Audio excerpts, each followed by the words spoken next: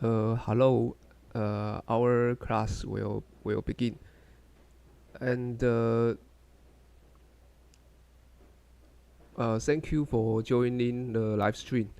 Since today is a typhoon holiday, so students who did not participate in the live stream will not have their grades affected.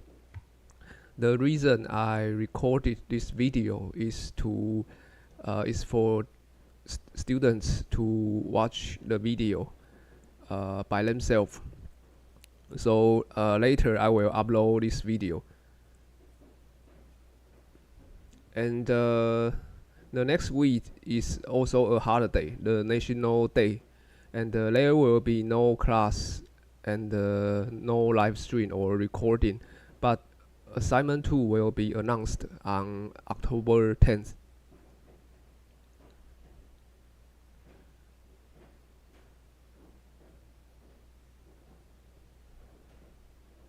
And yesterday I updated the quiz results. You can you can check the scores to see whether the scores matches the score in your Zuvio app.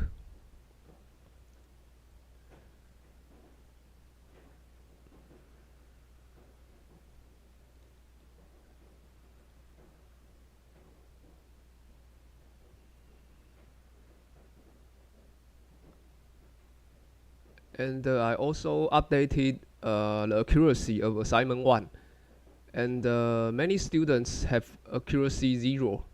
And mostly accuracy 0 means the output format of your program is incorrect. And you must follow the instructions of assignment 1. Your output must be exactly the same as those in the provided examples. And this means you cannot add extra line breaks or omit any required strings. So I suggest you to review the code template, because the code template specifies the output format. Your output string must be exactly the same as the output string in the code template, and therefore I suggest you modify this template to finish the assignment 1 to avoid incorrect output format. And also I saw some students have accuracy 0 because they did not properly initialize variables. And I will I will use some examples to demonstrate this.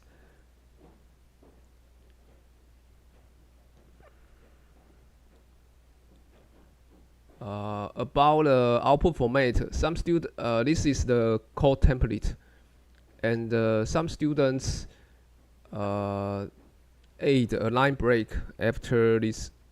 Some students add a line break here. For example, some students add a line break after the first string, and this will lead to incorrect output format because you add the additional line break. So do not add any line break by yourself. And I also see some students remove this line. If you remove this line, you omit some required strings by the assignment 1. So you cannot remove any required strings. And also I also see some students, they delete the strings, delete the space after the column.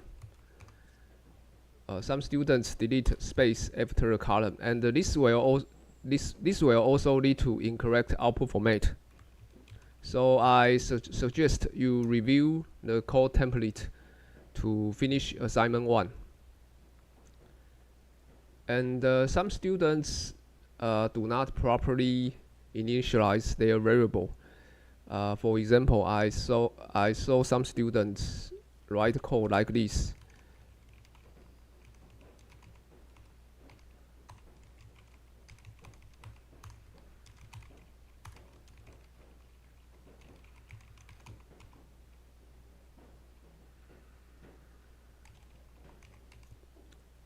Some students declare a variable without initialization, and then he performs some arithmetics.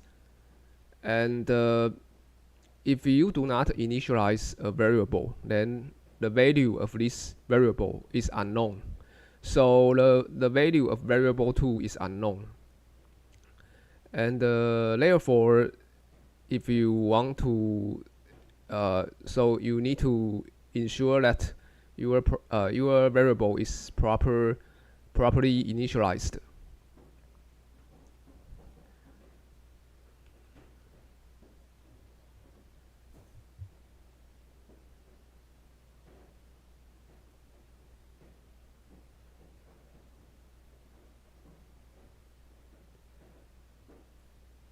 And in the previous week, we learned Boolean expressions and branching mechanism. This week we will learn for loop. We will learn loops.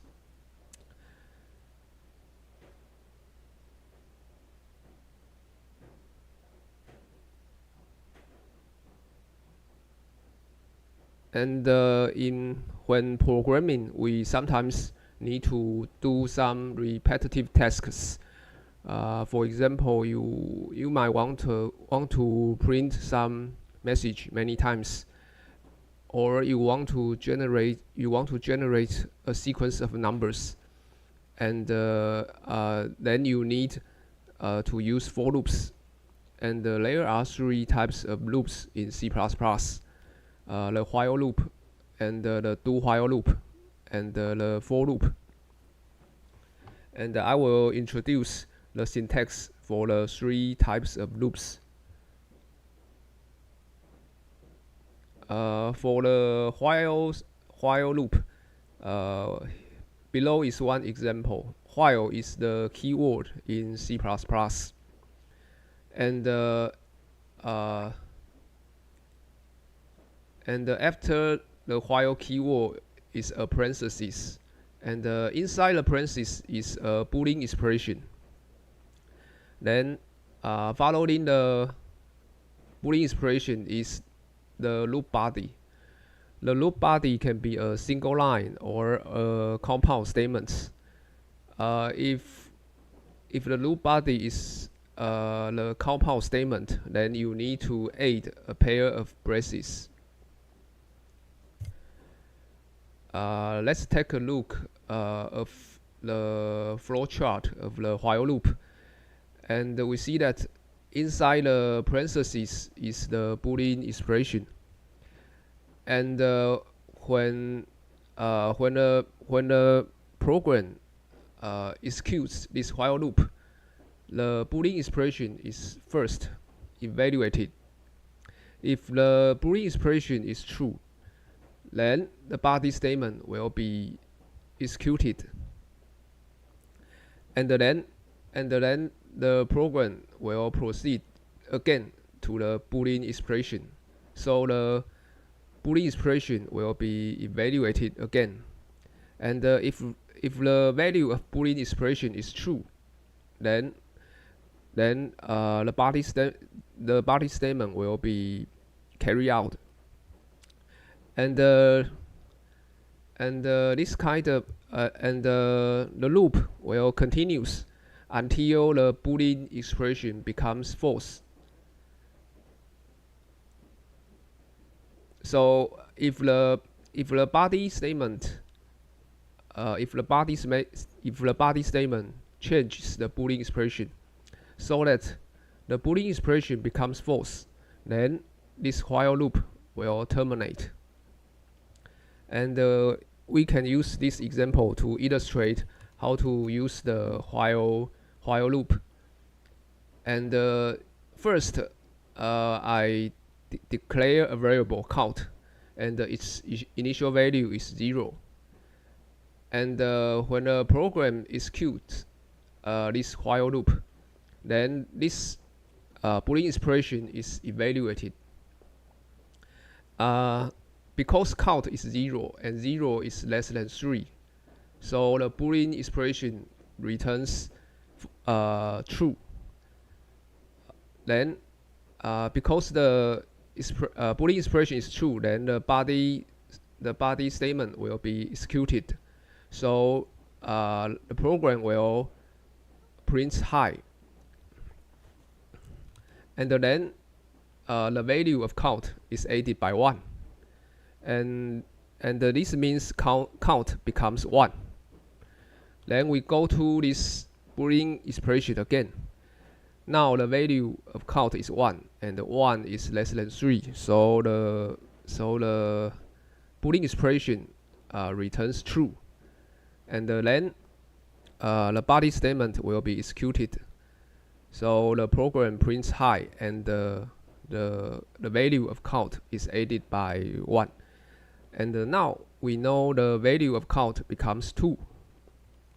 And again, this Boolean expression will evaluate it again. Since count is 2 and 2 is less than 3, so the Boolean expression still returns true. And then the body statement will be executed, and the program prints hi, and the value of count is added by 1. And now the value of count becomes 3. And when the value of count is 3, then we see that this Boolean expression becomes 3 is less than 3. And this is not true, so the value of the Boolean expression returns false. And because the Boolean expression is false, the while loop terminates. And for this example, you can count how many times the body statement was executed. So for this statement, for this example, you can count how many times the loop body was executed, and also you can try to determine the value of count after the while loop. This is a simple exercise.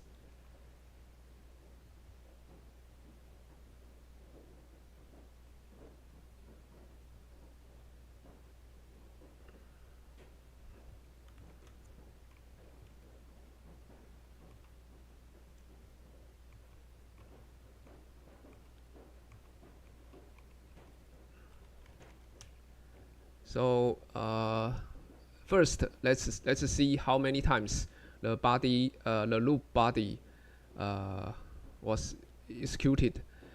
Should be 3 times, because if you trace the code yourself, you will find the loop body is executes 3 times, was executed 3 times.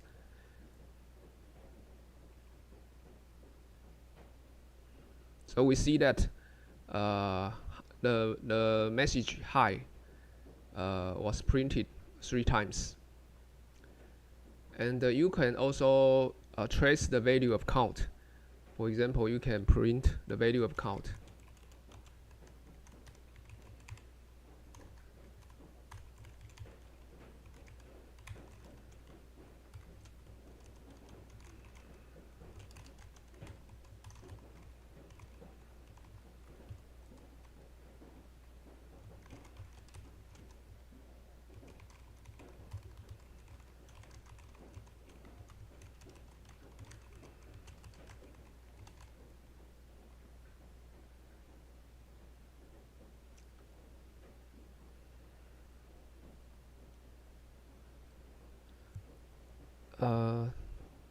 You can trace the value of count when inside the while loop, and we see that inside the while loop, the value of count is 1.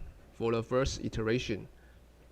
And for the second iteration, the value of count becomes 2. And for the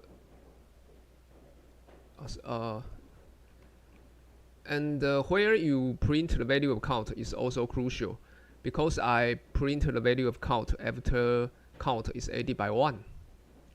So inside the while loop, for the first iteration, the value of count is 1, and for the second iteration, the value of count is 2, and for the third iteration, the value of count is 3. And when the value of count is 3, and this Boolean expression becomes false, and therefore the while loop terminates. And thus, after the while loop, the value of count is 3. So you can practice this example by yourself. You can modify the value of count, or you can modify the Boolean expression, or you can modify how the variable count is updated.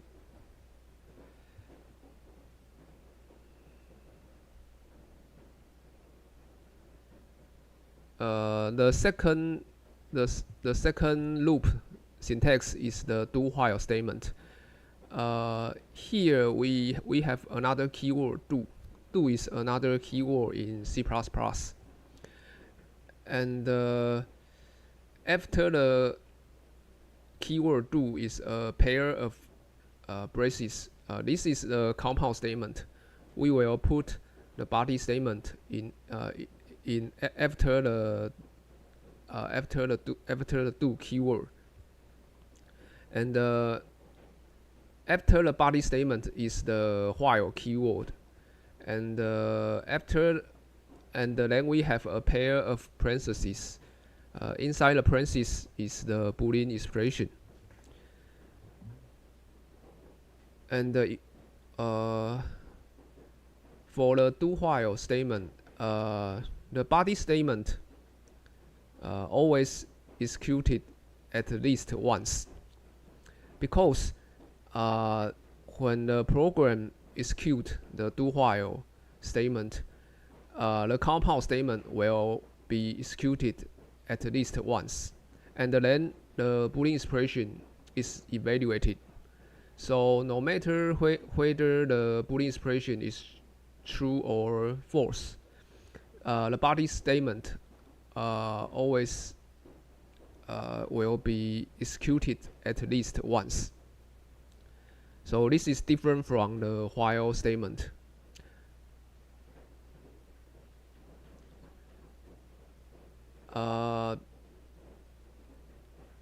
The next one is the for loop. And before introducing the for loop, I will introduce the comma operator. When you want to evaluate a list of expressions, you will use the comma operator. For example, you want to declare multiple variables. You will use a comma. So suppose you want to declare 2 variables in a single line. Then we use a comma to separate the 2 expressions.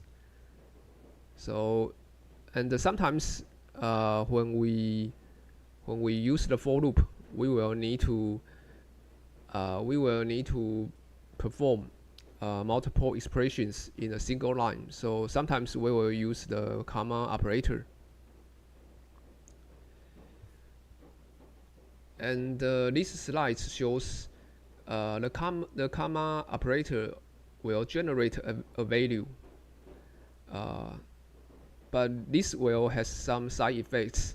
So I don't suggest you use the return value generated by the comma operator, because this makes your code hard to understand. So I don't suggests you use this feature of the comma operator.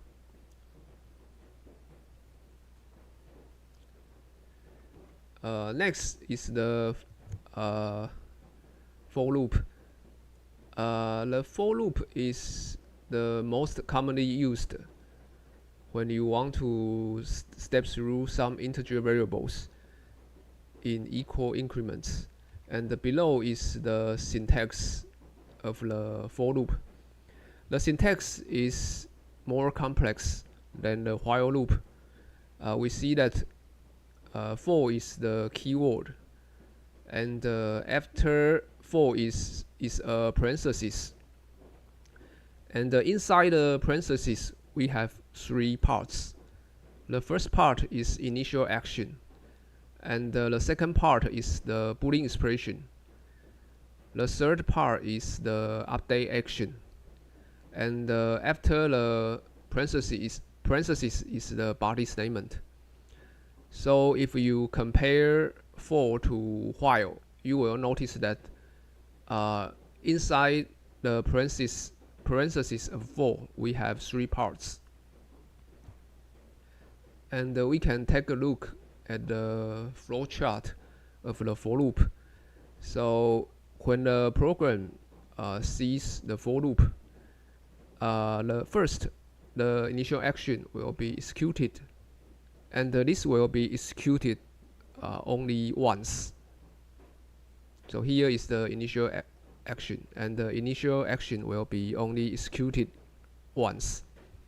And then the program proceeds to the Boolean expression.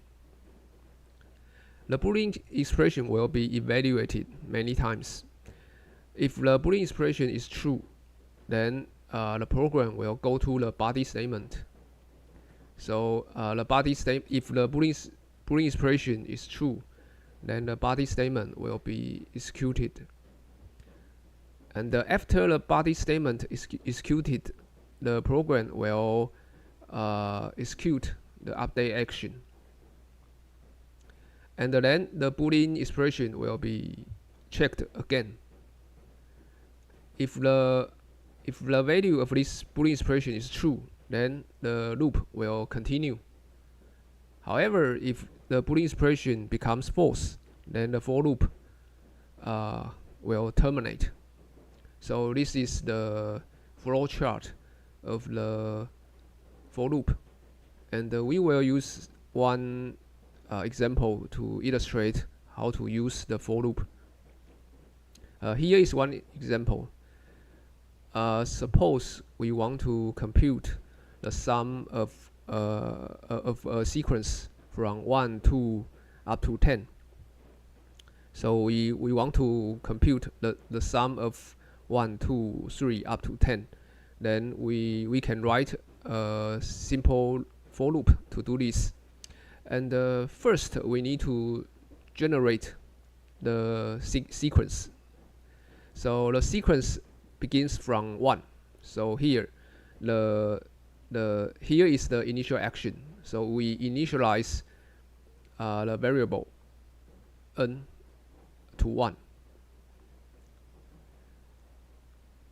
And of course you need to declare the variable first. So here before the for loop we declare this variable first. Then we initialize its value in the initial action part of the for loop. You can also initialize the value of n when you declare this variable. So you can also initialize n in this line. And then the Boolean expression is n is less than or equal to 10, because the maximum value of n is 10. So here the Boolean expression is n is less than or equal to 10. And we also have the update action. The update action is plus n. Plus n means n is added by 1. So in each iteration, the value of n will be added by 1. So in this way, we can generate a sequence. We can generate a sequence 1, 2, 3 up to 10, and you can practice this by yourself. Now we have the for loop. We have the for loop, and we initialize the value of n in the initial action part, and then we need to write down the Boolean expression.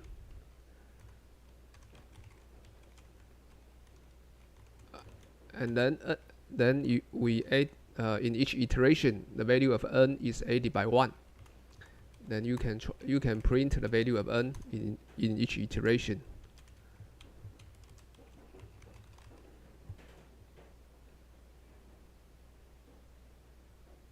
And we see that we generate a sequence of numbers from 1 to up to 10. So you can use the for loop to generate a sequence of numbers. Then we need to compute the sum of this sequence. So we need another variable. So we declare another variable sum. And it is important to give the initial value. It is important to initialize its value. If you don't initialize this variable, then its value is undefined, and therefore the behavior of your program is also unknown. So it is important to initialize a variable. And here I do not initialize n because n is initialized inside the for loop. And in the for loop, because we need compound statements, so here I add a pair of parentheses if you have multiple statements. And I want to compute the sum of this sequence, so I perform sum plus equal to I perform sum plus n. So in each iteration I will perform sum plus n, and I will assign this value to sum. So you can also print the value of sum. And let's see the program outputs. We see that in each iteration, when n is 1, the value of sum is 1. And when n is 2, the value of sum is 3, because sum is 1 plus 2. And when the value of when n is 3, the value of sum is 6, because sum is 1 plus 2 plus 3. 1 plus 2 plus 3, so sum becomes 6. And so after the for loop, the value of sum is 55. And here is one question. Do you know the value of n after the for loop? So do you know the value of n?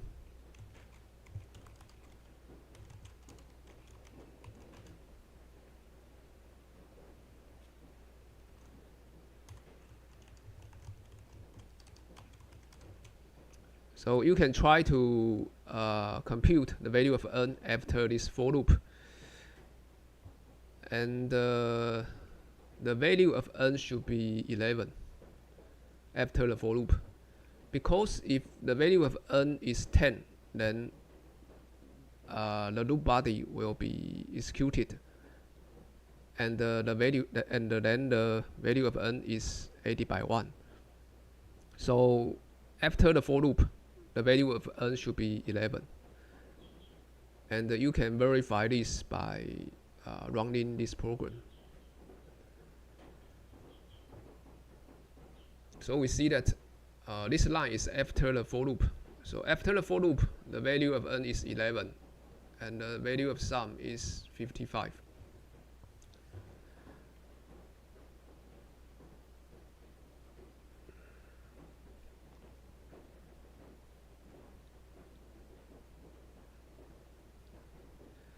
And you can also use the while loop to perform to perform the same task. So you can also use the while loop to compute the sum of a sequence. And so the equivalent example is like this. First, we declare variable n, and its initial value is set to 1. And we use the while loop to generate a sequence from 1 to up to 10. And we also need to declare a variable sum to record the value of the sum of this sequence. So you can compare the syntax of while and the syntax of for. And you will find the syntax of for is more clear because you can see that you can see that the initial value of n and how n is updated and the Boolean expression related to n are in a single line. So it is easy if you use the for loop. It is easy to track the value of n in this single line. But if you use the while loop, if you want to track the value of n, you need to see multiple lines. For example, if you use the while loop, you see that the initial value of n and the Boolean expression related to n are in different lines. So if you use the while loop, it is a bit difficult to trace the value of n. And it is very common to use the for loop to generate a sequence of numbers.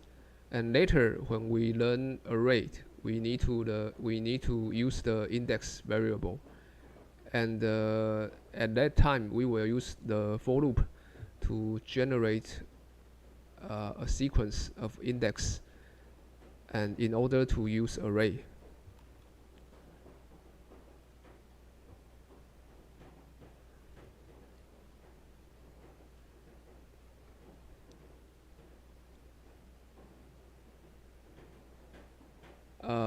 The next slide is about repeat the loop n times. So for example, you want to repeat the loop body 3 times, and you have 2 ways to do this. You can initialize the count to 1, and the Boolean expression is count is less than or equal to 3. So this is the first way to do this. Or the second way, you can initialize the value of count to 0. If you use this style, then the Boolean expression becomes count is less than 3. So both can be repeat the loop body 3 times. You can choose which way you want to use. And we humans are more familiar with the first style because we all often count. When we perform counting, we usually begins from 1. So the first way is we are more familiar with the first way. However, for C++, the second way is more common, because when we introduce array, we will use the array index, and the array index always begins from 0. So when we introduce array, we always use the second style because the array index begins from 0.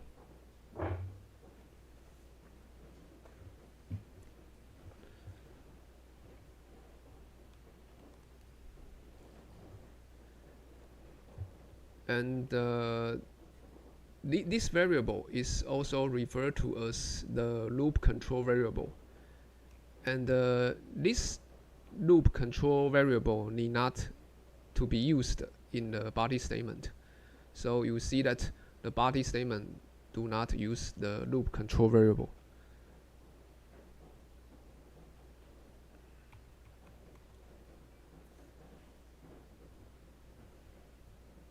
The next slide is about a pivot when we use the for loop or the while loop. And from this example, we see that if you place a semicolon after the parentheses, and the syntax is okay, but the program outputs might be different from your intention. So let's try to execute this sample.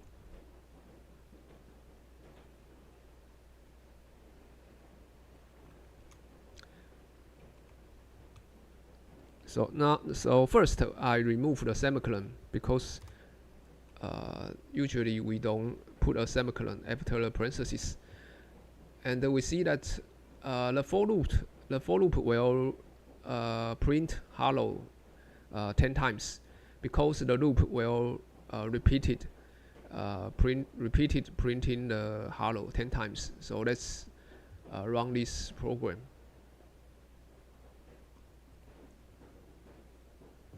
And we see that the hello was printed 10 times because count begins from 1 and up to 10. And when we add a semicolon after the for loop, let's see what happened. And first, let's compile this program.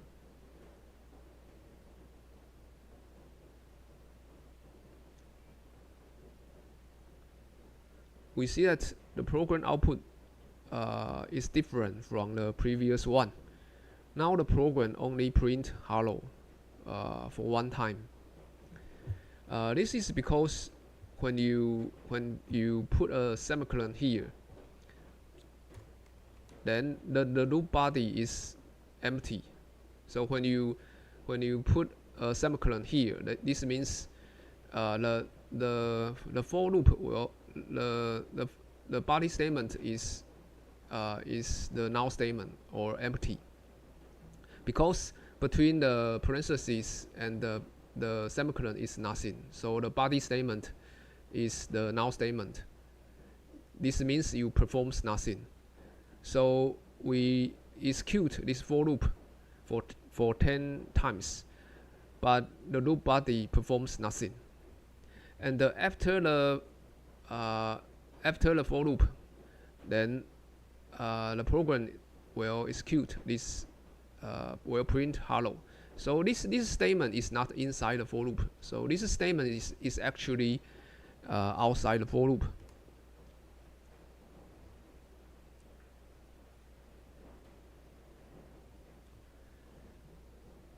So usually we do not add a semicolon after the parentheses of 4.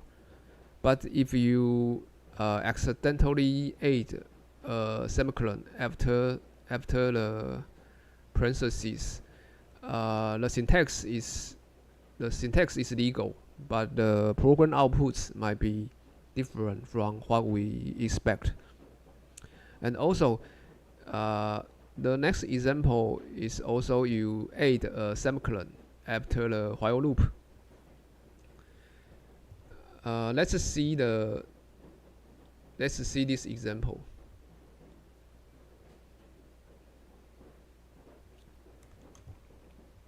So here we need to declare the variable response.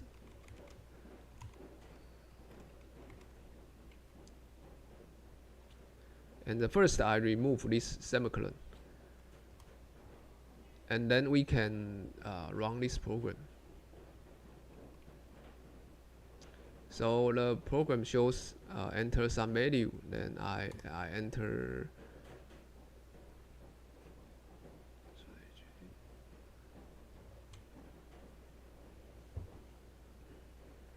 So so cout prints enter some value, and the cin will read user input. So here I enter, for example, I enter 2, and then I press enter. Then because I enter 2, the value of response is not 0, so the Boolean expression returns true. So the loop body will be executed again. So cout prints enter some value, and then cin will wait for the user to input some value. So next I input, for example, -1. After I enter -1, I press enter.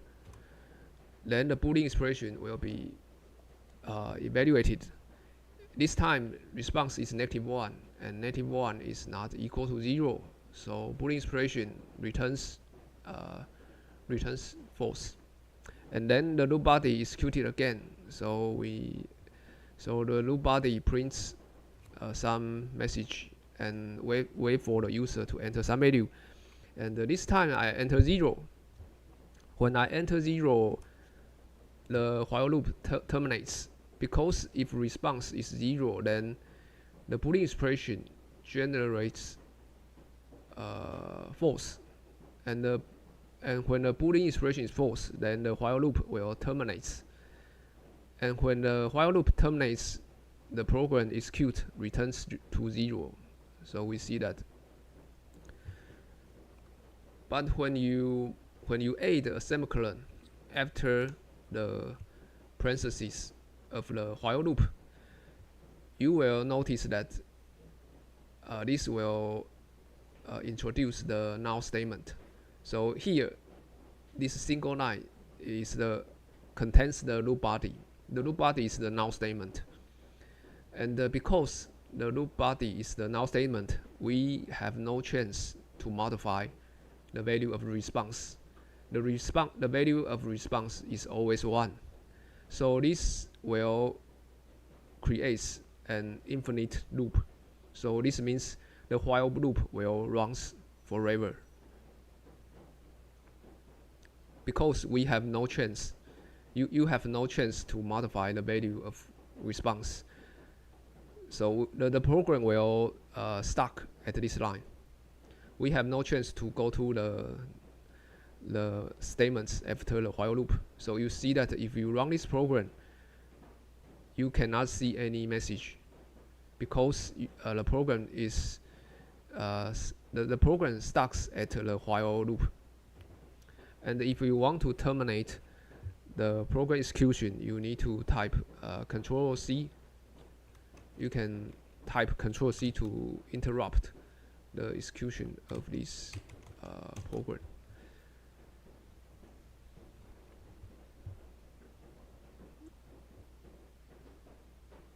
So if you add a semicolon after the parentheses of the for loop, you will create an infinite loop.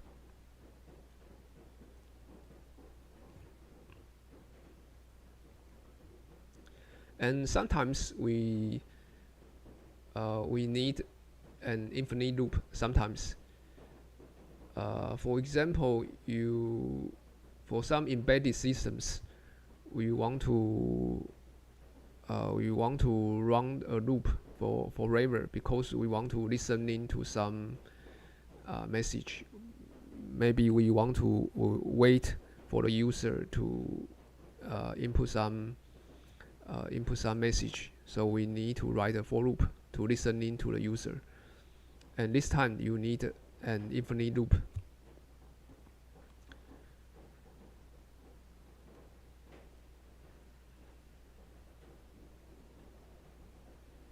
The next slide introduce two statements related to the for loop or while loop. So in these statements introduce the break and the continue statements. Break and continue are two keywords in C++. This means you cannot use break and continue as variable names. Here is one example related to the break statement. The loop control variable is iter, and its initial value is 1. And the update action is plus plus iter, which means iter is added by 1. And the Boolean expression is iter is less than or equal to 10. And the loop body is a compound statement because it is inside a pair of braces. And we see that the loop body contains the if statement. This if statement determines whether iter is equal to 3. If this is true, then the break statement will be executed. When the break statement is executed, the for loop will terminate immediately. So the break statement will immediately terminates the loop. So if the program executes the break statement, then this for loop terminates, and the remaining statement will not be carried out. So we can you can use this example to trace the value of the loop control variable. And so for this example, you can try to answer what is the value of iter after this for loop. So you can try to answer this question: what is the value of iter after this for loop? The second question is how many times the hello message will be printed. So you can try to answer this question to see whether you understand the flow control of the for loop and the break statement and the usage of the break statement.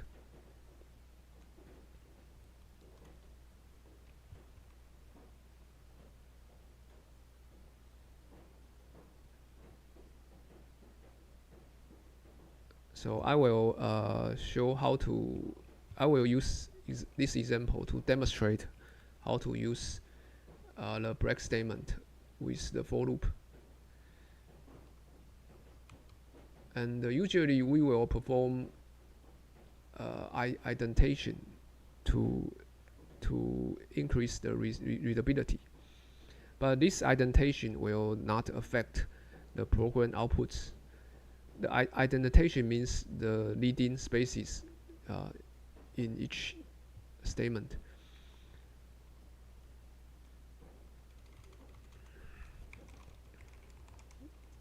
So first, I declare the iter variable. This is the loop control variable, and I do not initialize it because this variable will be initialized in the initial action of the for loop. So here I did not perform initialization, and then we can trace the value of iter. So we see that for the first iteration, the value of iter is 1, and the 1 is not equal to 3, so break will not be executed. So the first expression will print hello, and then iter is added by 1, so iter becomes 2. And iter becomes 2, then this Boolean expression will be evaluated. 2 is less than or equal to 10, so the Boolean expression returns true. Then we will go to the loop body. Iter becomes 2. 2 is not equal to 3, so break will not be executed, and the loop body will print hello. And then the value of iter is added by 1, so iter becomes 3, and the 3 is less than or equal to 10, so the loop body will be executed because the Boolean expression is true. Then we go to this line. When iter is 3, then the if statement will be executed because 3 is equal to 3, and the break statement will be executed. And then this for loop terminates. So we can try to print the value of n inside in each iteration. So here I print the value of n, the value of iter in each iteration.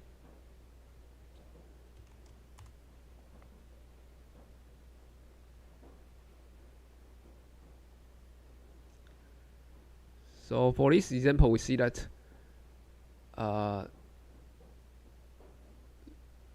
the for loop executed, the loop body was executed 2 times.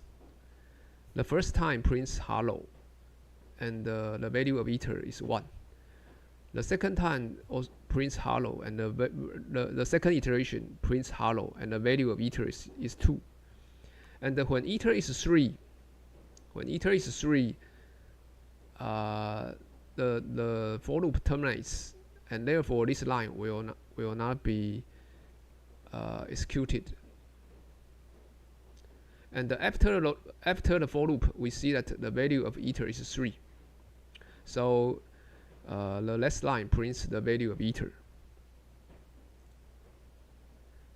And you can also try to move. You can exchange the order of the statements.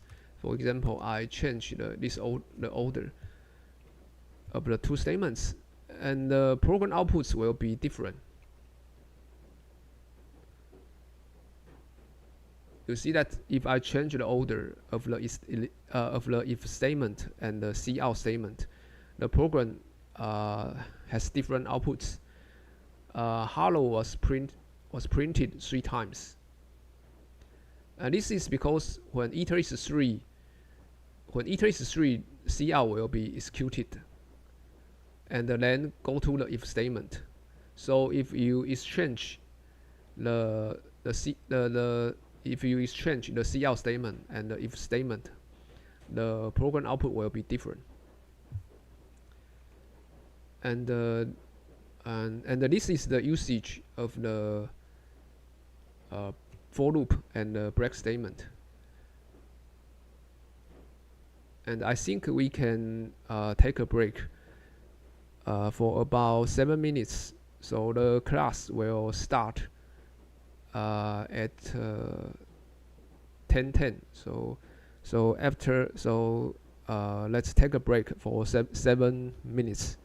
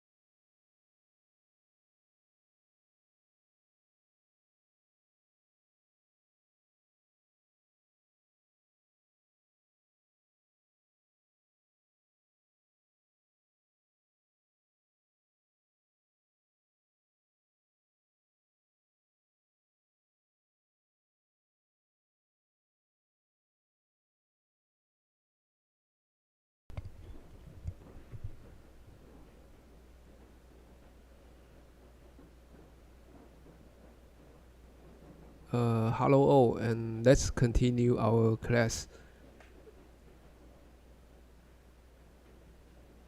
If you have any question, you can send a message, and if I see the question, I will respond as soon as I see it.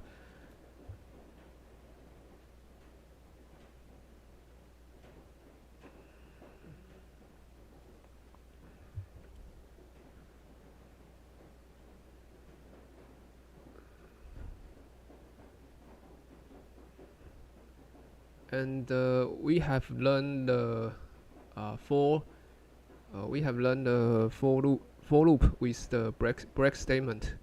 And next, let's see the continue statement. If we exchange the break statement with the continue statement, and the program execution will be changed. The continue statement means to merely ends one loop iteration to merely ends one loop iteration,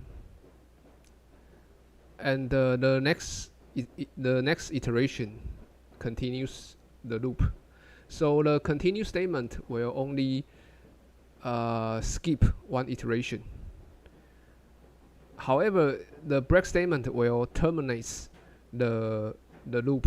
So this is the difference between the break statement and the continue statement. The continue statement only skip one iteration. So let's see the example.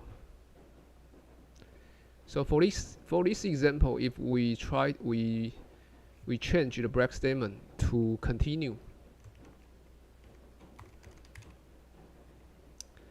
So let's see the program outputs.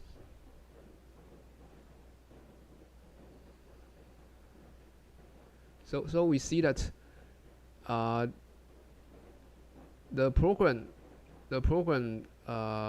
iteration is hello. The program output is hello 1, hello. Sorry. So here I exchange the order of the two statements.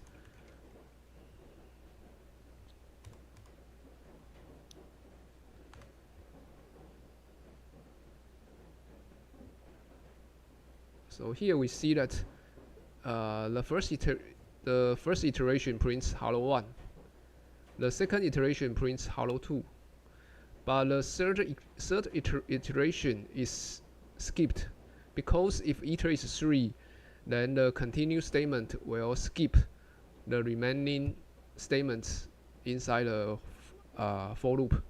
So the statements after the continue statements will be skipped. So we see that we do not see hello 3 because hello 3 is skipped.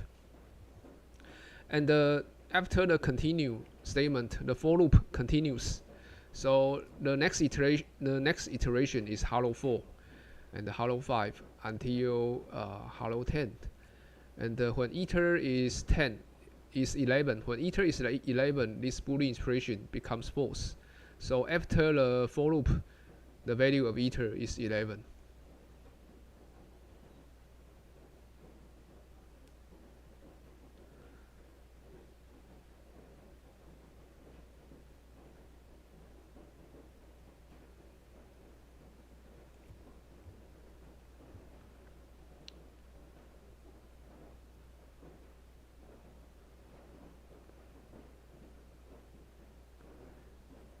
And here is one remark about where to declare the variable. You can also declare the variable in the initial action. So you can initialize the variable here. You can declare the variable in the initial action part. But if you declare the variable in this part, in the initial action part, you cannot access this variable outside the while loop. So if you do this, you cannot access this variable outside the for loop, because the scope is only within the for loop. So if you try to compile this program, we see the output error message. Iter was declared in this scope, because the scope is only within the scope of iter is only within the for loop. If you declare this variable in the initial action part, so you cannot access iter outside the for loop. If you declare the variable in the initial action part. So if you want to access the variable outside the while loop, you need to declare this variable outside the for loop.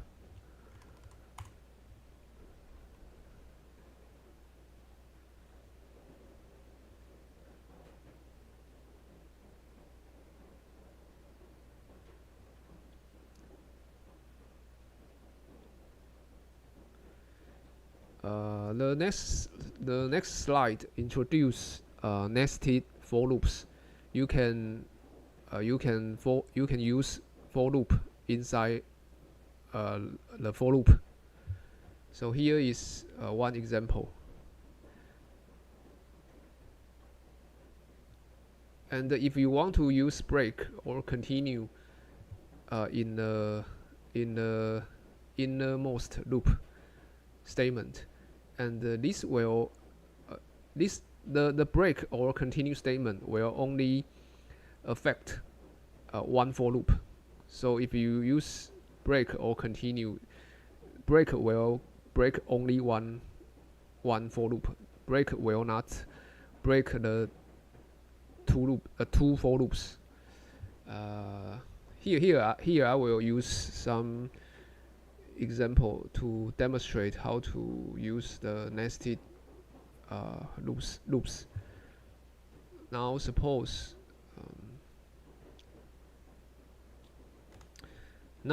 we want to print, for example, we want to print 2 times 2. So 2 times 4 is 8. 2 times 8 is 16. So now suppose we want to print this message. So I want to print 3 times 2 is 6. 3 times 4 is 12. 3 times 8 is 24. So suppose I want to use for loop to print these outputs. So let's see how you can use for loop to do this. Then we need loop control variable. So for example, I have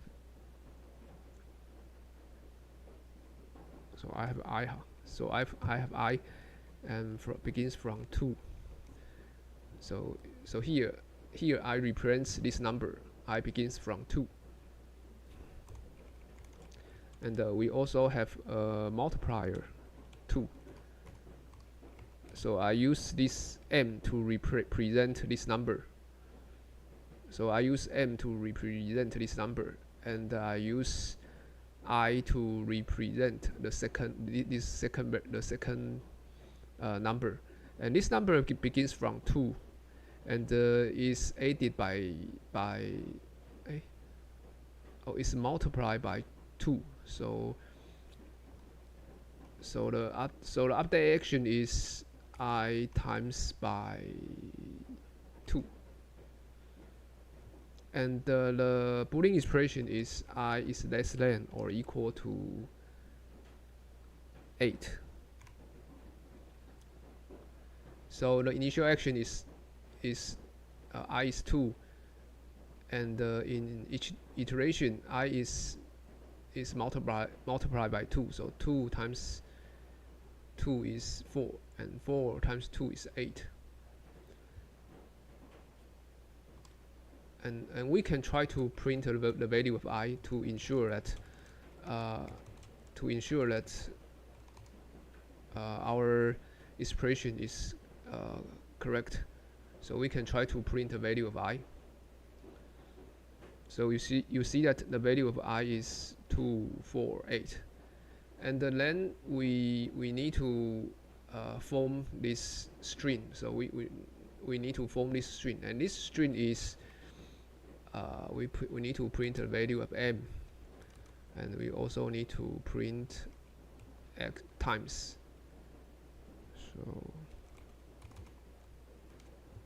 So here we print m times I. So let's see the program outputs. So here we print 2 times 2 times 2, 2 times 4, 2 times 8, and we need to show the multiplication results. So then we need to show the equal sign, and then we need to show the multiplication result. So here we see that we print 2 times 2 equals 4, 2 times 4 equals 8, 2 times 8 equals 16. And we can, if you want to put the 3 equality in a single line, then we need to remove the new line character, and here we add a comma after and a space. So in this way you can print the 3 equality in a single line. So we see that we print the 3 equality in a single line, and then we need to print the second line. The second line, you need to modify the value of m to 3. So if you can try to modify the value of m, then we see that the 3 equality becomes 3 times 2 is 6, 3 times 4 is 12, and 3 times 8 is 24. But we need to print the 2 lines. We need to print the 2 lines, so we can use nested for loop. So now we can use the nested for loop. We use int m is 2, and the m is less than and equal to 3. In each iteration, m is added by 1. So we also need a pair of braces because we use compound statements. The compound statements is the for loop statement, and the second statement is the cout statement. So this is a compound statement because we have more than one statement. So you need to add a pair of braces. And let's see the program output. And you see that this is the first line, this is the second line. So the first line is the execution of the first iteration. The first iteration will print 2 times 2 up to 2 times 8. And the second iteration will print 3 times 2 up to 3 times 8. Of course, you can have more iterations.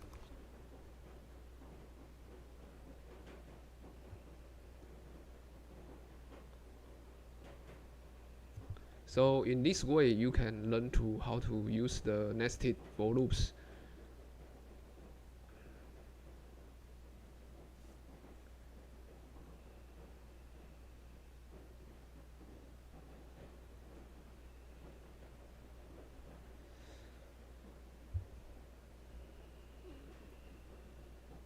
Here, this slide shows another example, and you can try to run this program to practice how to use the nested for loop.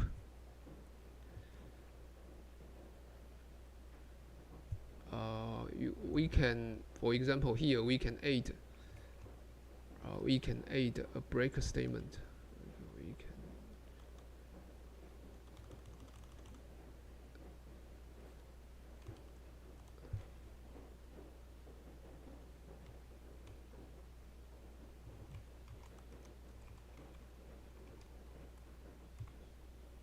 So here I add a break statement. You notice the position of this statement. If you add the break statement here, this statement will break the outer for loop. So this break is independent of the inner for loop. So if you put break here, this break will break the outer for loop. So you see that 5 times 2 and 5 times 4 is not executed.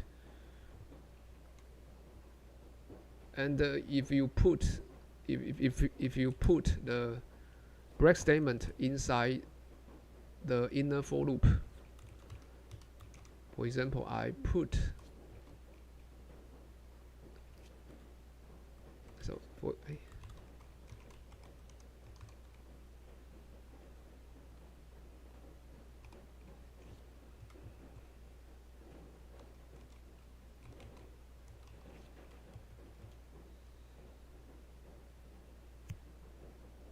So here I put this break statement inside the inner for loop, and let's see what happened.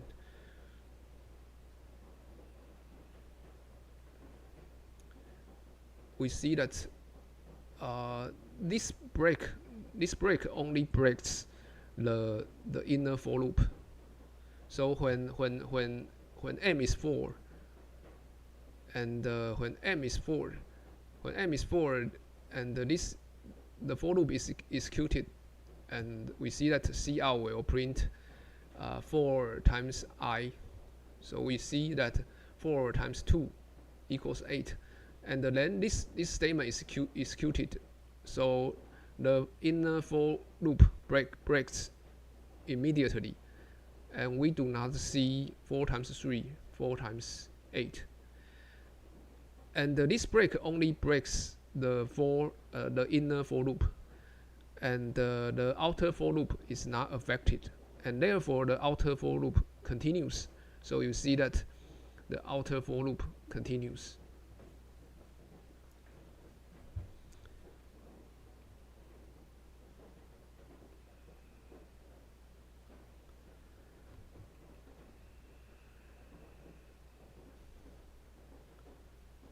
And we have finished the introduction of the for loops. And the fourth part is about file input. We have learned we can use cin or cout to read user inputs. And you can also read inputs from some file in the disk. For example, you have a text file. You want to read inputs from the text file, and if you want to do this, you can use the you can use the data type ifstring. You can use the input file string. This is a data type defined in the iostream library, and you need to associate you need to use this data type to declare a variable, and associate this variable with the file name of the file name of the text file in the disk. And you can use this example to read strings from the player text player.txt. And I will skip this part. If you are interested, you can take a look at the textbook. So we have finished this chapter. And next, in this week, we have no quiz, but I will show the questions of the quiz so that you can practice yourself. The first question is you need to determine the values, the Boolean value, the values of result 1 and result 2 after the three statements. And I will pause for 1 minute, and after 1 minute I will show the answer. So you can try to compute the value of result 1 and result 2.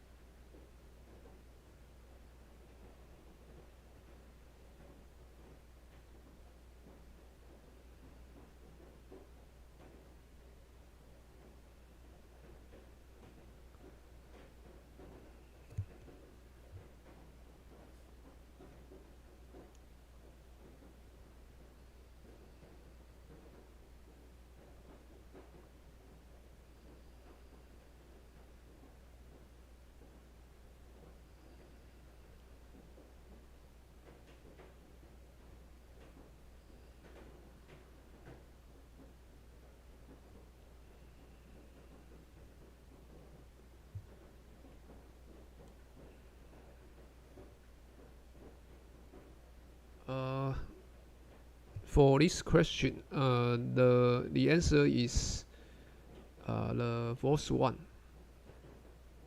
and result 1 is false, and the result 2 is true. Let's compute the value of result 1. We see that x is larger than y because x is 3, y is 2. But z is not larger than y because z is 1, y is 2.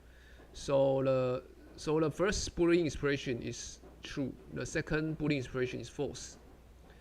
And if you perform the AND logical operator, since one input is false, so result 1 is false. And the next one is the OR logical operator. And because one input is true, so the OR logical operator will return true. So result 2 is true. Next, let's see the second question. For the second question, you need to determine the value of y after the above statements. And I will also pause for 1 minute.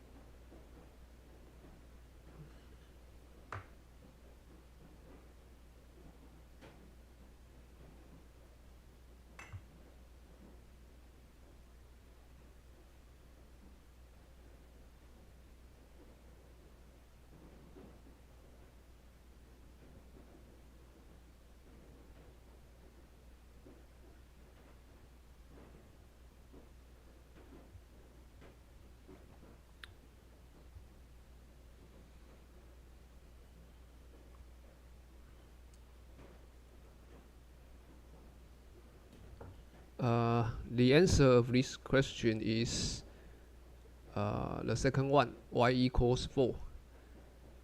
Let's execute the statements.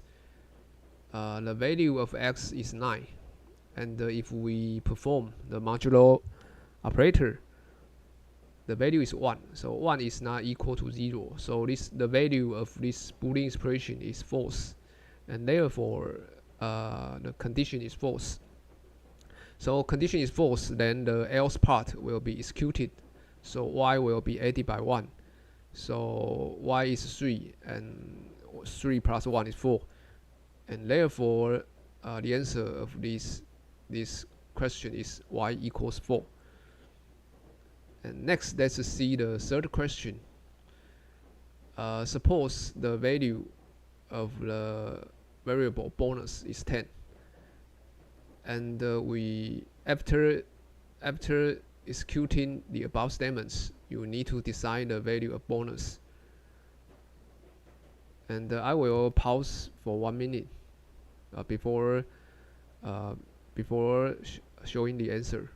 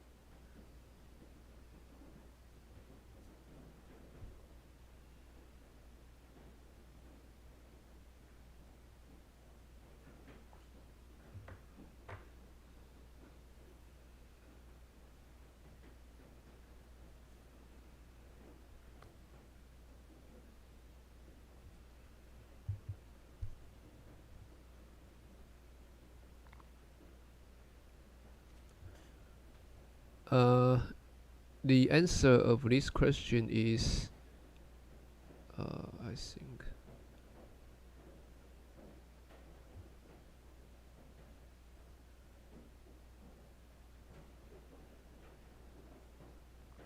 so the answer of this question is 30. Let's execute the statements. We see that the value of day is 11, and the following if statement, we need to execute the following if statement. So day is not less than 10, and the program proceeds to the else if statement. And for this one, you notice that here is the assignment operator. Here is the assignment expression. This is not comparison. If here is comparison, you use double equality. However, here is the assignment operator. This is legal, although we seldom do this.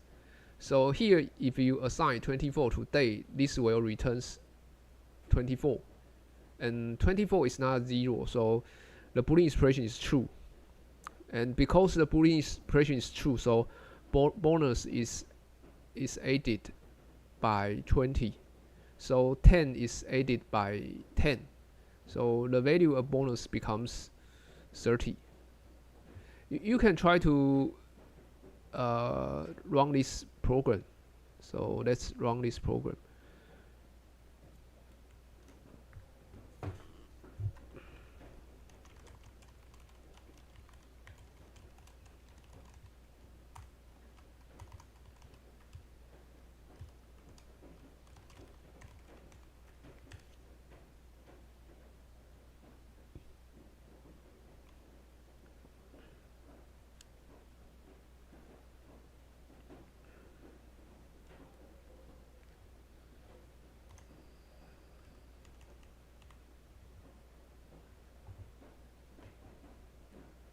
So we see that the value of bonus is 30.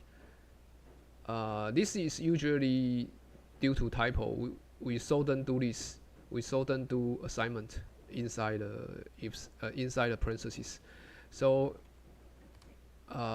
we usually perform comparison, and if you perform comparison, the result should be 10 plus equal to 30. So the result should be 40.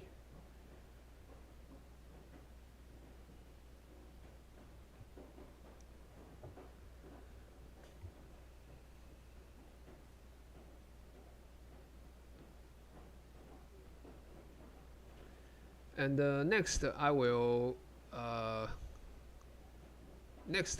go to the next chapter, and we have finished flow of control.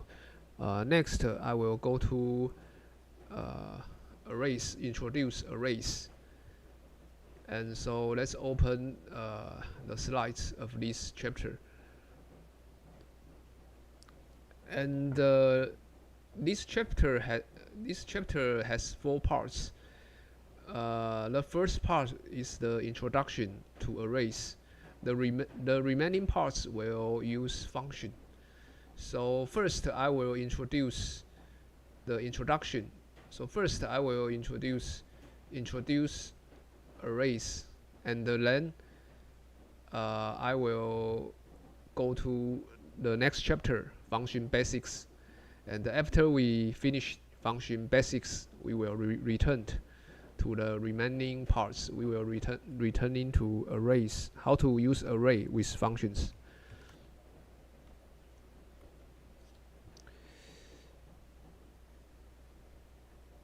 And when programming, we usually want to use a collection of data. So for example, you might want to declare score 0, score 1, score 2, score 3 to record the score of some student. So for example, you have 5 students. You might want to declare 5 variables to represent the score of each student. But this is very tedious, because if you have 100 students, you need to declare 100 variables, which is very difficult. And therefore we have another syntax. We have array. Array allows you to declare many variables very quickly. So for example, I want to declare 5 variables. You can use this syntax. So after the this is the array name. This is score is the array name, and after the array name is a bracket, and inside the bracket is the array size. So 5 is the array size. Array size means the number of elements in this array. So if you execute this statement, this statement will declare an array, and this array has 5 integers, has 5 elements, and each element is an integer.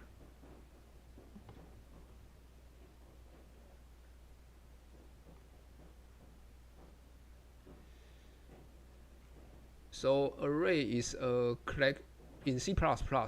Array is a collection of data of the same data type. So if you want a collection of data of different data type, and this is not possible for C++.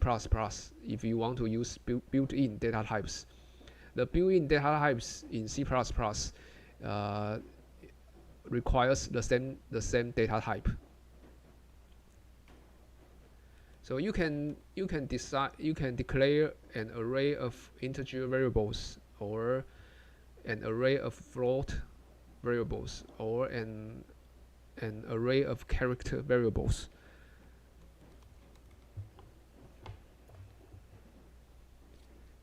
And if we want to access the array elements, you can use syntax like this one. So for example, we want to access the array element at index 3, you can use score and bracket. And inside the bracket is the array index. This is not the array size, this is array index. And the following figure shows how you declare an array. So for example, you want to you declare an array. Its array name is ARR. This name is can be you can choose any array name you want, as long as it follows the C++ naming principle. And this array has 6 elements, and each element is an integer. And the index, we also have the index variable. If you want to access this array, you need to use index, and the index begins from 0. So if we have 6 elements, then the index begins from 0, 1, 2 up to 5. And if you want to access the value at index 3, this means suppose you want to assign 10 to this array element, then this means we assign 10 to the array element at index 3. And it is important to know that if you only declare this array and you don't perform any initialization, then the initial value of these array elements are unknown. So this is similar to the variable declaration. If you declare a variable without initialization, then its value is unknown. This is very important in C++. So similarly, if you do not initialize an array, then the initial value of each element in this array is also unknown. And later I will introduce how to initialize an array.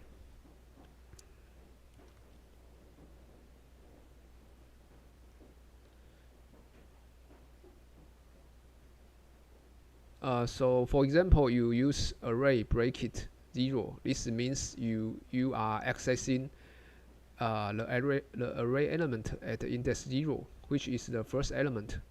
And if you use array bracket 5, this means you are accessing the array element at the index 5. And this is the last element in this array. And below are some common pitfalls when using array. I will show some typical errors when using array. Now suppose you want to declare an array variable. So I declare a array variable. And we should know that we should distinguish the meaning of the number inside the brackets.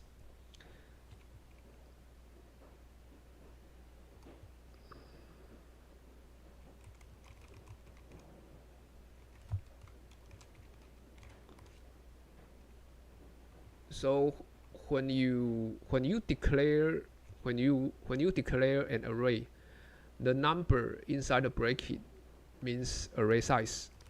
So when you declare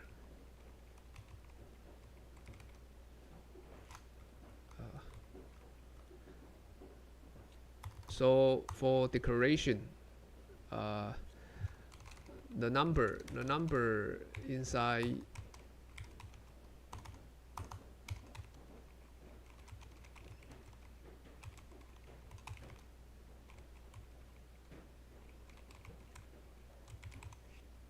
So for declaration, the number inside the bracket denotes array size. However, if you are context. For example, in this line, you are accessing array elements, and in this line, the number inside bracket has a different meaning. So in this context, the number inside the bracket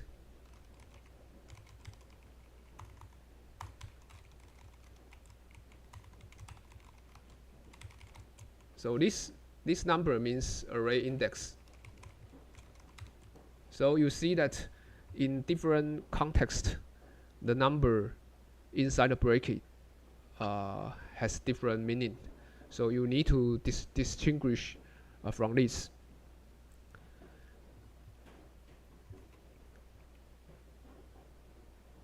And it is important to pay attention that you need to ensure the index is within the legal range. The legal range is from 0 up to size -1. So if you declare an array of size 5, then its index is from 0 up to 4. So one typical error is like this. So I will show one typical error is you try to access array element at index 5.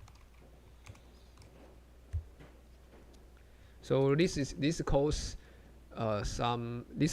index out of range, because 5 is outside the 5 is outside the legal range. The legal range is from 0 up to 4. And if you try to if you try to run this program,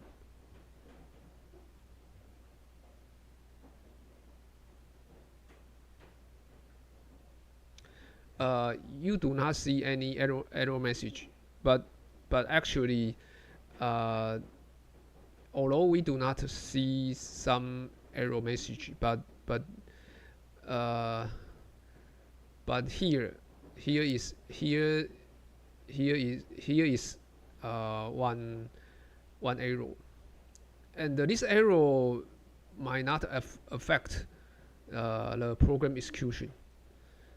So you might not. So when index out of range occurs, you might not notice.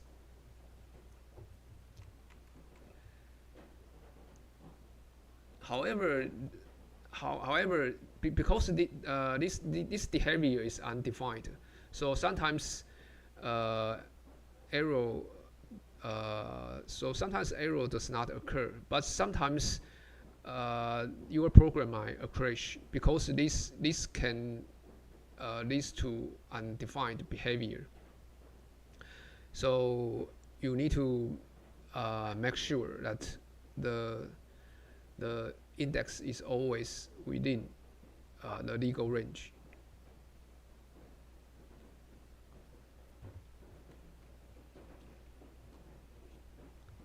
So this is a very common error for beginners to use array.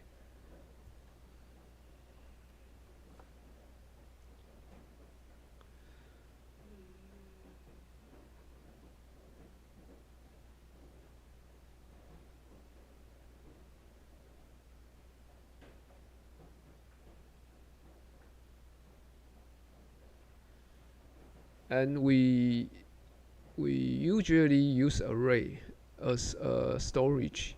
You can use array to store the scores of many students, and you can use index to access the score of each student. And later we will have more examples demonstrate how to use array.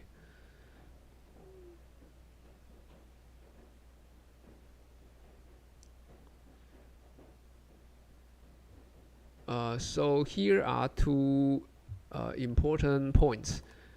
The first point is you understand the meaning of the number inside the brackets. So we have two different scenarios. For the first scenario, if for declaration, the number inside the bracket means array size, and when you are accessing array elements, the number inside the bracket denotes array index. And the second point is to understand that you need to ensure the index is within the legal range. The legal range is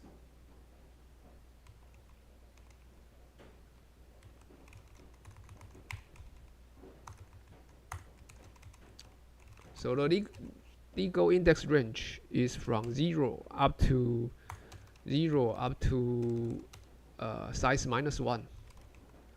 So array size -1, and here array size is 5. So 5 minus 1 is 4. If your index is outside the legal range, then this will lead to index of outer range. And the index outer range sometimes leads to the crash of your program, or sometimes your program shows no error.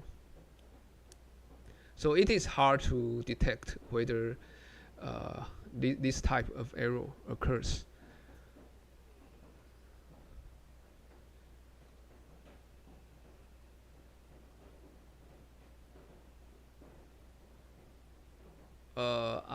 I saw some students write code like this when for assignment 1. I saw some students want to use array, and he declare array like this. He declare array. So he declare array of 5 elements, and he tried to access array 1.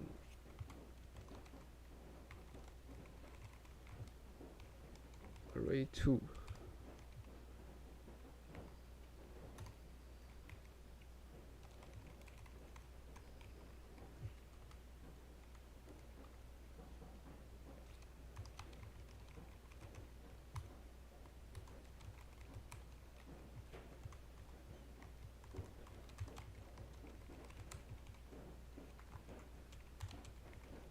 So for assignment 1, I saw some students write source code like this. He declared an array of 5 elements, and then he tried to access array elements in this way. And here he commit one mistake, because he thought array index begins from 1. So he access array like this. However, we know here index 5 is outside the legal range.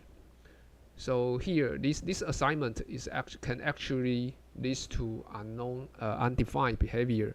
This can lead your program to output unexpected results. So this is one common mistake. If you do not pay attention, it is easy to have a mistake like this. So the correct way is to ensure the index begins from 0. The index is not begins from 1.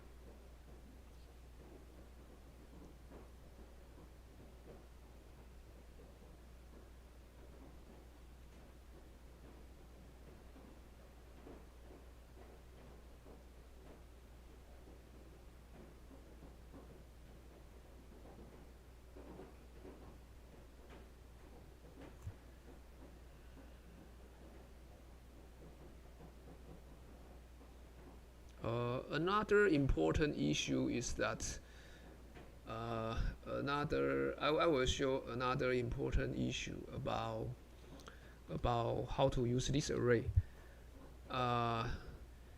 You must know that the array is static. Static means after you declare this array, its memory size is fixed. You cannot adjust its array size. So this means I saw some students write variable write code like this. He declare a variable. Then he used this variable as the array size.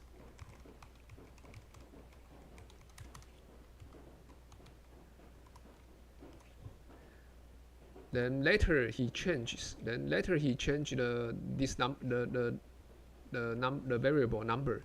For example, he changed number to 5. So here is one example.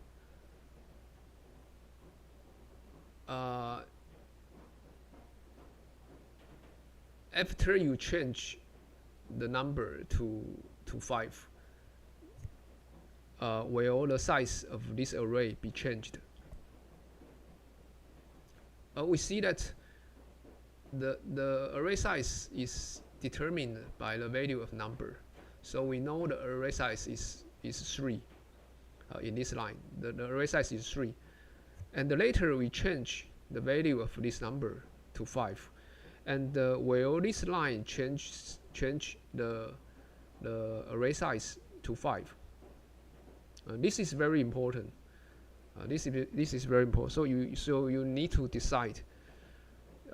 You need to understand the array size. And if you want to check the array size, you can use the size of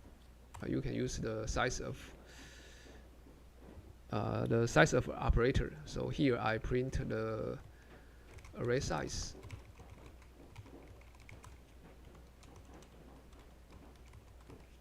So this will return the number of bytes in this array, and because this array has 3 elements, and each element is an integer, and the integer data type has 4 bytes. So 4 times 3 is 12. So the size, so this array has 12 bytes. So this array has 12 bytes, and you can divide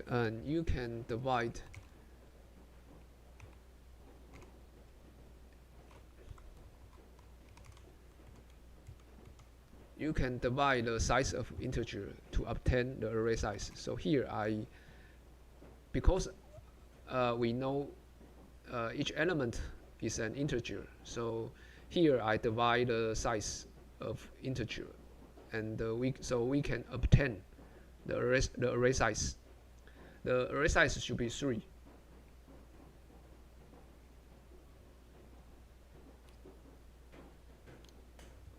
Or you can also write here. You can also use array. You can also use the first element, because the first element is an integer, and one integer has 4 bytes. So we can obtain the array size in this way.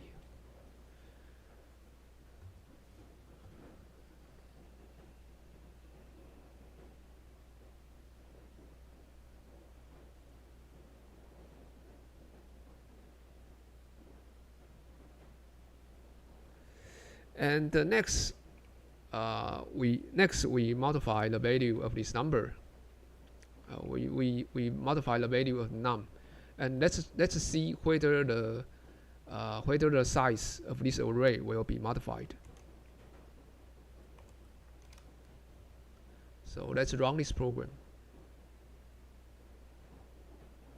You see that even though you modify the value of num, the size of this array is not changed. This is because this array is known as static array. So this is static array. Static means after declaration, its size is not changed. You cannot change the size of a static array. If you want to change the size of an array, you need to use a dynamic array. And later we will introduce dynamic array. For dynamic array, you need to allocate memory by yourself. So if we declare array in this way, this means this is static declaration. This means we cannot adjust the array size. The array size is always fixed to 3. So it is important to know this principle. It is important to know this declaration is static declaration, because some students so we shouldn't write code like this, because this kind of code is confusion, because you might, because number is a variable, you might think the array size can be adjusted. In fact, we cannot adjust the size of a static array. So this is not clean code. This kind of code is confusion. Leads to confusion.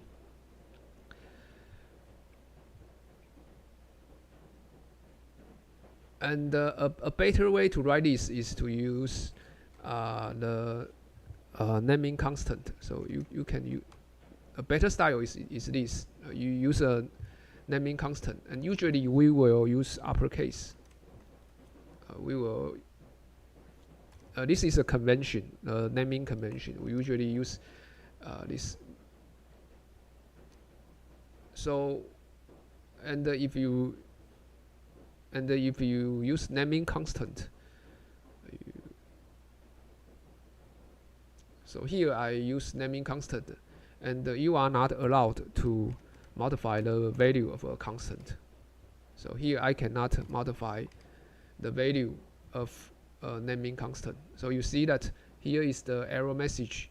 We cannot modify a read-only variable num due to this const modifier. So when we declare an array, when we perform static declaration, its array size is fixed. We have no way to change the size of this array.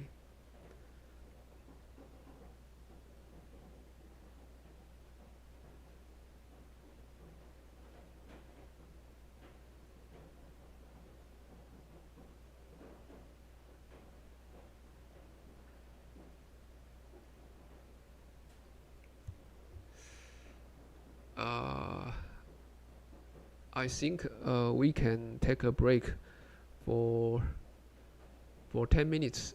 So let's take a break for 10 minutes. The class will resume at 11:20.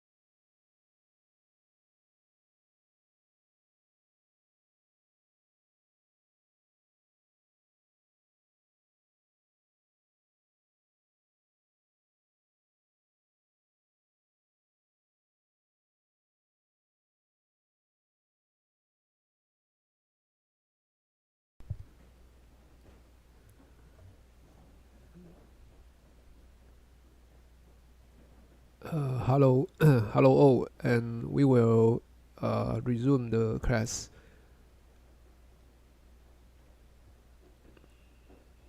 Next, I will introduce how to use for loop with arrays. When we want to access array elements, we usually use a for loop. Uh, so here is one example. Now suppose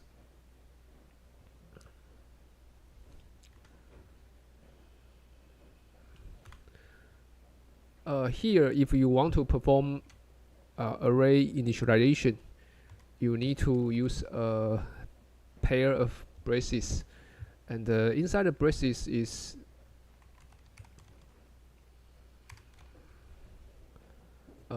inside the braces is the initial value. So here I initialize the 5 elements.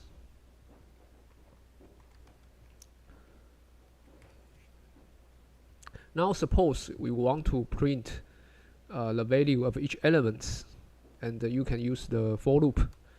And now suppose we want to access each element in this array.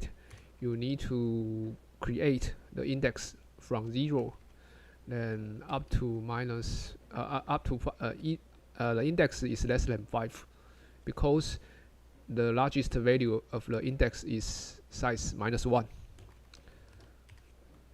and then we can print the value of each element.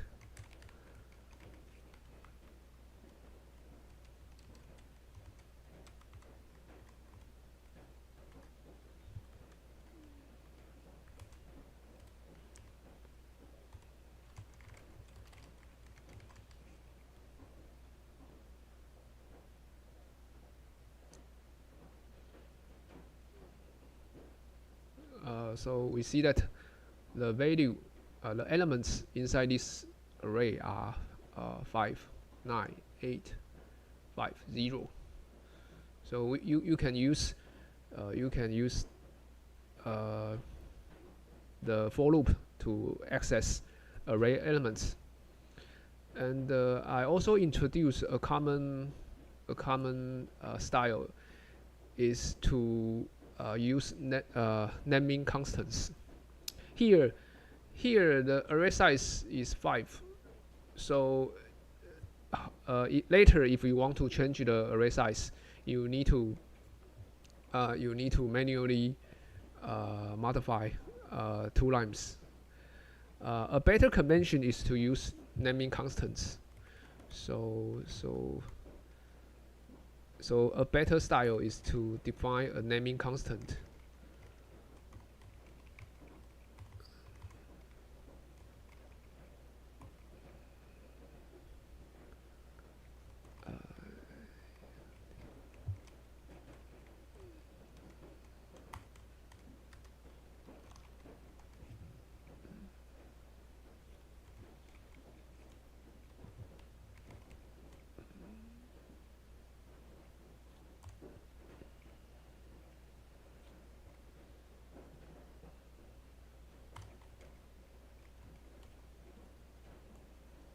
So this is a better style because I define a naming constant. And later, if I want to change the array size, I only need to modify the value of this constant. So it is a good habit to use the naming constant.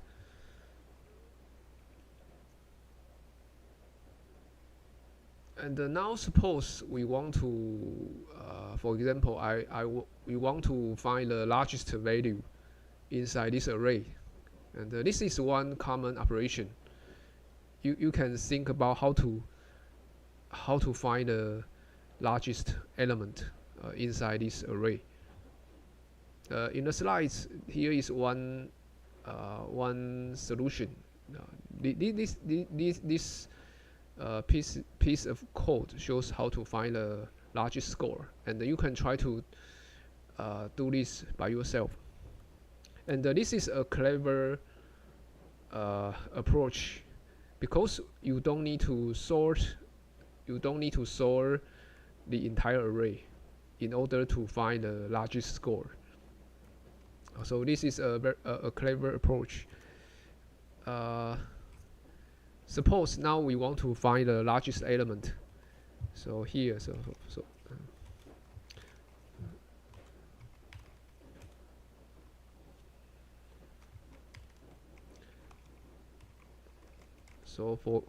for example, the largest element. So I give some initial value to this variable, and here we want to find the largest element. So here we need to use compound statements, because we have more than one statement. So I add a pair of braces, and we need to compare the array element. We need to compare the array element to this largest variable. So if the array element is greater than the largest,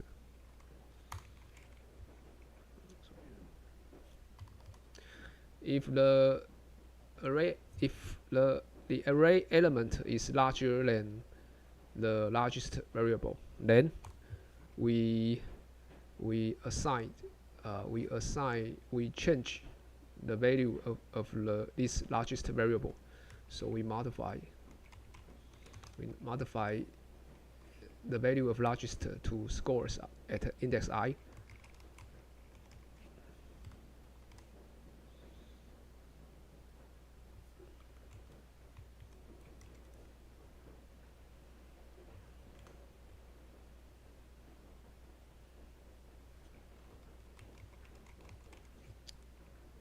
So inside the for loop, we have only one statement, and this statement compares the array element at the index I to the largest variable. And if the array element at the index I is greater than the largest variable, then we assign the value of the score at index I to largest. Then let's run this program to see the output. And we see that after the for loop, the value of largest is 9. 9 is the largest value in this array. Or you can try to modify some number, some array elements. You see that if I modify the array elements to 10, then the largest element is 10.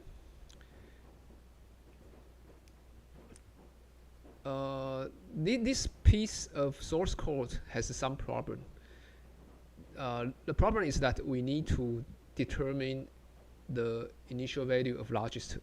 If you choose a larger, for example, if you choose 11, if you choose too large, if the initial value of largest is too large, then you will not able to find the largest element, because the largest will be 11.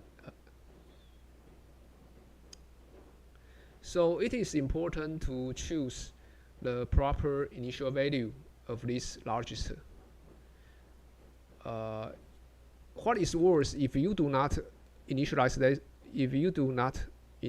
this value, this is worse, even worse, because the behavior is undefined.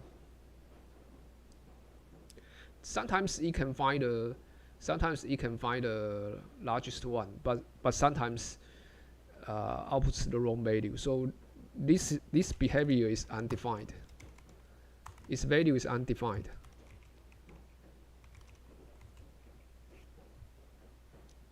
So a clever way is to let the initial value be the first element. So a clever way is to let the initial value of to be the first element in the array, and then we can modify. We can also modify the initial value of I, because we don't need to begin from 1. So if the initial value is indexed at 0, then we can modify I to begins from 1. So we see that we can also find the largest value of this array. And this is the approach presented in the slides. So this is one common operation associated with array. And similarly, you can use a for loop to find the smallest element in this array.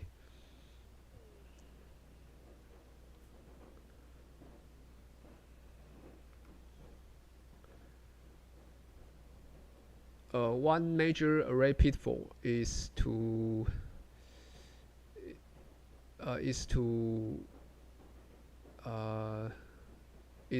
index out of range error, and this can lead to unpredictable results, and the compiler will not detect such errors.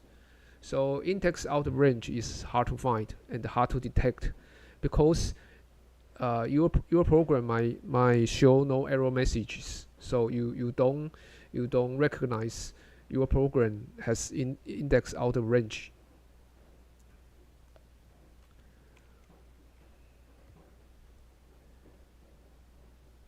So this is one common pitfall.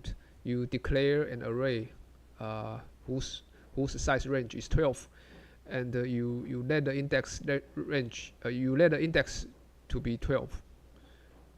The index 12 is outside the legal range, because the largest legal index is 11, and the compiler shows no warning, and your program might be okay, and your program might shows no error message. So it is hard to detect index out of range. It is programmer's responsibility to check the index range.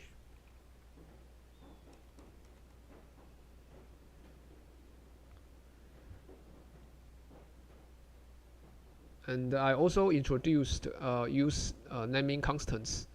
Here is the naming constants. So if you need to declare an array, and we usually use naming constants, because this can improves readability and maintainability. It makes your program easy to maintain. And later, if you want to change the array size, you only need to modify the definition of the naming constants.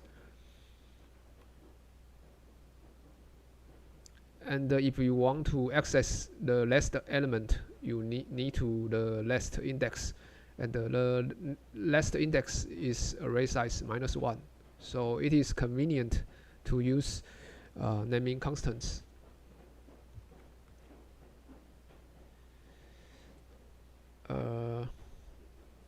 The next slide is about another syntax for the for loop. This is called the range-based for loop. This syntax is introduced in C++ 2011, and the syntax is like this. I will skip this one. If you are interested in range-based for loop, you can take a look at the textbook, or you can search range-based for loops by yourself.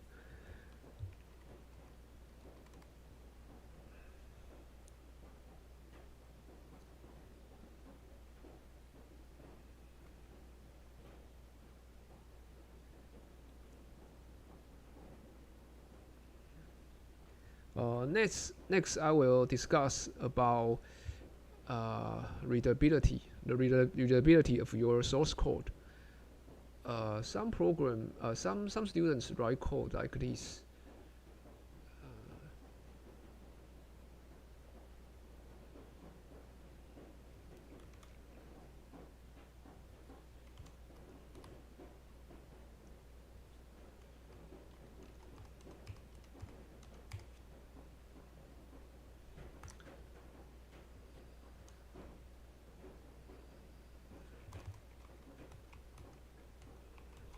Now suppose I declare an array with 5 elements, and we want to compute the average value. We want to compute the average value of the 5 scores. And I often saw students write source code like this. And let's see the output of this program.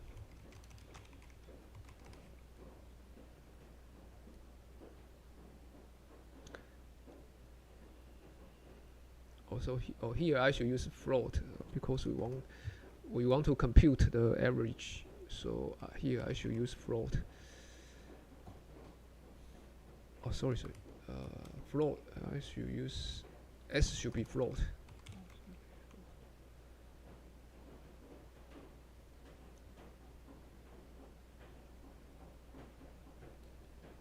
Oh, here also we need a float division. So here I add a floating point, a decimal point. We see that the average value of the array elements is 3. So the piece of source code can output the correct average value. However, the readability of this source code is very low. This kind of source code is difficult to understand its intention. A better way is to use better naming. So I will show you a better style.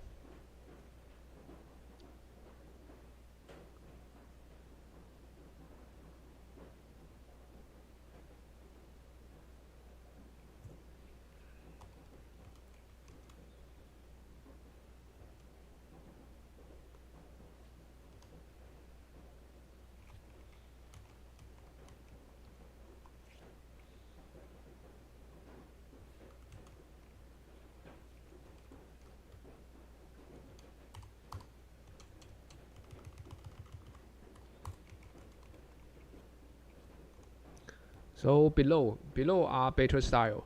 You give meaningful array name. So for example, the array name means seats per game. We have 5 games, and the array element is the number of assists in each game. And we want to compute average viewers, and average viewers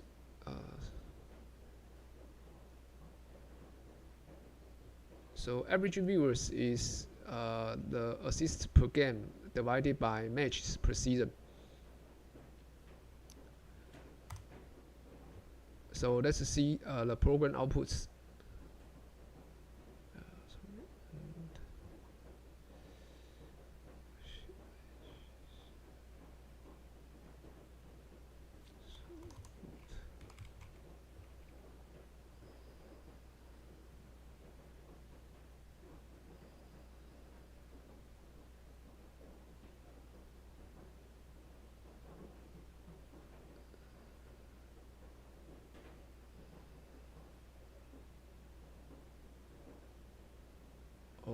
Here match per season, and here we need floating point division. So here we need floating point division.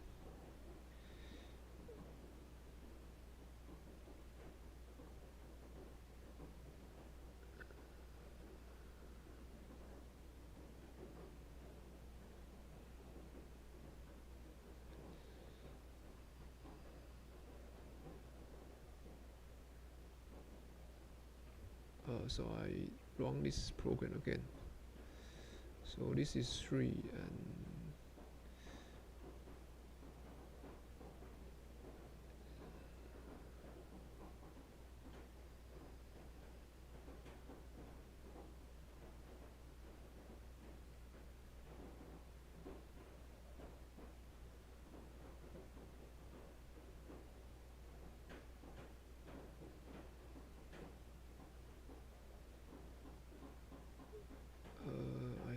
I think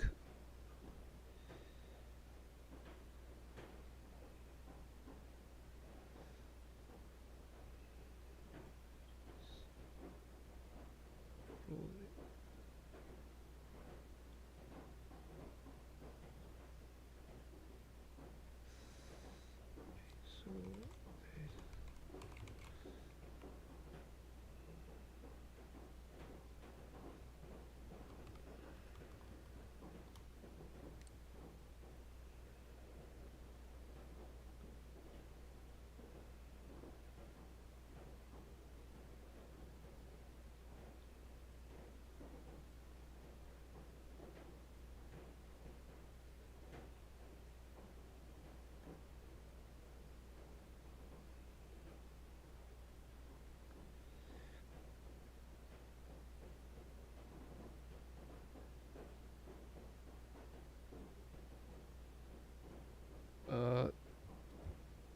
I think I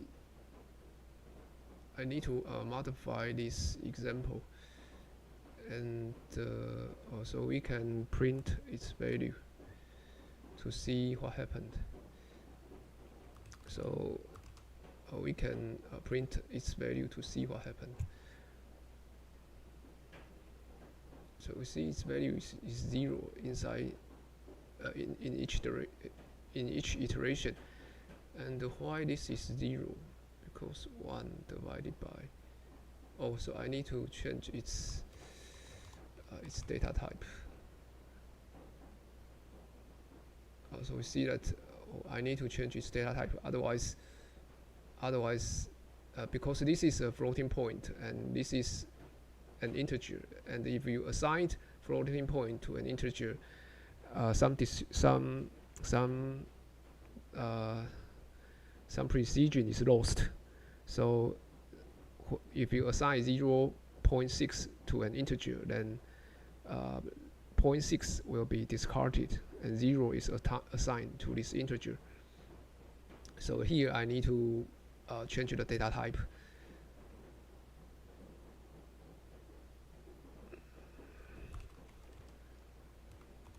So we see that after the for loop, the value of average viewer is also 3. And if you compare below with the above, you will find below is more readable because the array name or the variable name and provides meaningful information. And also here you use the naming constants, and naming constants allows you to maintain your code more easily. For example, here I want to change it to 10 persons, and you only need to modify this line.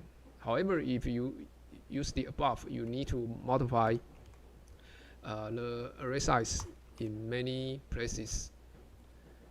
Also, below is a better style. This style is called clean code. Clean code can improve the readability of your source code and makes you easy to maintain your source code.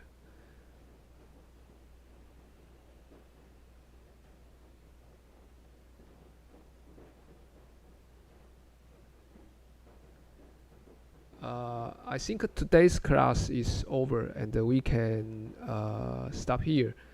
Thank you for joining this live session.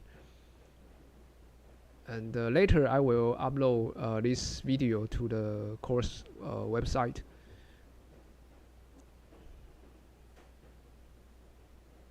So I will I will finish this live session.